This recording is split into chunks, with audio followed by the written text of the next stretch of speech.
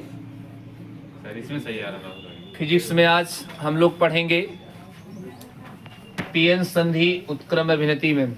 PN संधि उत्क्रम अभिनति में देखिए, ये पी क्षेत्र होता है और ये एन क्षेत्र है। पी क्षेत्र को बैटरी के ऋण प्लेट से जोड़ते हैं और ये एन क्षेत्र है, एन क्षेत्र को बैटरी के धन प्लेट से जोड़ते हैं। तो इसी को हम कहते हैं उत्क्रम अभिनति। इसी को क्या कहते हैं? उत्क्रम अभिनति। और उत्क्रम अभिनति में पीएन संधि हमने कर दिया तो एक बाह्य वैद्युत क्षेत्र कैपिटल ई है, स्थापित हो गया। अब बाह्य वैद्युत क्षेत्र कैपिटल ई आप जानते हैं इसकी दिशा धन से ऋण की ओर होती है। ये बाह्य वैद्युत क्षेत्र और ये आंतरिक वैद्युत क्षेत्र दोनों एक दिशा में हो जाते हैं। तो ये बाह्य वैद्युत क्षेत्र क्या करता है? आंतरिक वैद्युत क्षेत्र की सहायता करता है। तो इस अभिनति में तब होता क्या है, जो ये कोटर हैं ये धनावेशित होते हैं। ये आप जानते हैं, ये कोटर ये ऋण प्लेट की ओर आकर्षित होते हैं और इलेक्ट्रॉन जो होते हैं ऋणावेशित होते हैं। इलेक्ट्रॉन ऋणावेशित होते हैं तो ये इलेक्ट्रॉन जो है धन प्लेट की ओर आकर्षित होते हैं।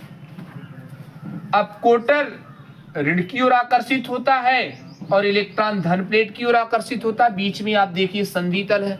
अभी संधि तल से कोई तो आवेश वाहक नहीं गुजर रहा, क्योंकि ये आवेश वाहक ऋण की ओर आ रहा है, ये धन की ओर आ रहा है। संधि तल से कोई आवेश वाहक नहीं गुजरता है और अवक्षय परत की देखिए ये चौड़ाई बढ़ जाती है और संधि तल कुचालक की भांति क्या करता है? व्यवहार करता है उत्क्रम अभिनति के समय। उसके बाद आप ध्यान दीजिए, ऊष्मीय विक्षोभ के कारण ये पी क्षेत्र में उपस्थित अल्प इलेक्ट्रॉन और एन क्षेत्र उपस्थित अल्प कोटर, जिसको हम अल्पसंख्यक आवेश वाहक कहते हैं, उनकी गति से उस संधि के आर पार वो लोग गति करते हैं और उनकी गति से एक अल्प धारा, एक क्षीण धारा प्रवाहित होती है।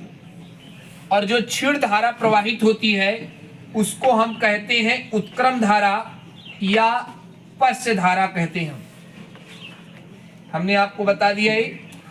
और उसके बाद हम क्या करते हैं, ये उत्क्रम धारा और ये उत्क्रम वोल्टेज उनके बीच ग्राफ खींचते हैं।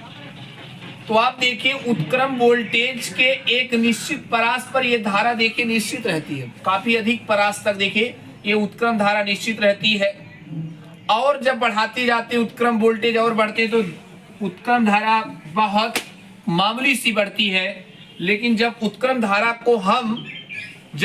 वोल्टेज को हम भंजक वोल्टेज पर कर देते हैं, भंजक वोल्टता पर उत्क्रम धारा अचानक बढ़ने लगती है। की बात मैं पुनः एक बार कर दे रहा हूं। ये पी क्षेत्र है, पी क्षेत्र को बैटरी के ऋण प्लेट से और ये एन क्षेत्र है बैटरी के धन प्लेट से जोड़ते हैं, इसको उत्क्रम अभिनति कहते हैं। उत्क्रम अभिनति के समय देखिए बाह्य वैद्युत क्षेत्र और यांत्रिक वैद्युत क्षेत्र दोनों एक दिशा में होते हैं। तो जब दोनों एक दिशा में होते हैं तो ये पी क्षेत्र का कोटर ऋण प्लेट की ओर आकर्षित होता है, क्योंकि कोटर धनावेशित और ये ऋणावेशित है, विपरीत आवेश कारण आकर्षित होते हैं। और ये इलेक्ट्रॉन ऋणावेशित होता है और ये धनावेशित, ये इलेक्ट्रॉन जो है धन प्लेट की ओर आकर्षित होते हैं।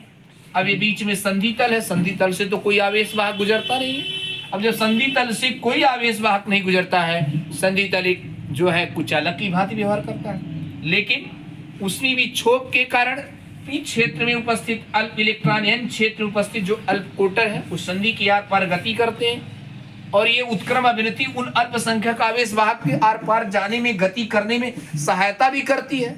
और जब सहायता करती है तो एक उत्क्रम धारा, एक क्षीण धारा बहती है जिसको हम उत्क्रम धारा कहते हैं। अब इसके बाद उत्क्रम धारा हो गई, ये उत्क्रम वोल्टेज हो गया। उनके बीच हम ग्राफ खींचते हैं और जब उनके बीच देखिए ग्राफ खींच रहे हैं ना, तो ये देखिए हम पहले उत्क्रम वोल्टेज इतना -2 फिर -4, बहुत यहाँ तक देखिए उत्क्रम धारा जो है बढ़ी, ये एकदम निश्चित है। मतलब उत्क्रम वोल्टेज की काफी लंबी परास तक उत्क्रम धारा निश्चित रहती है। लेकिन जब उत्क्रम वोल्टेज का मान और बढ़ाते हैं तो उत्क्रम धारा बढ़ती जाती है और उत्क्रम वोल्टेज जब भंजक वोल्टेज पे करते हैं तो उत्क्रम धारा अचानक बढ़ने लगती है।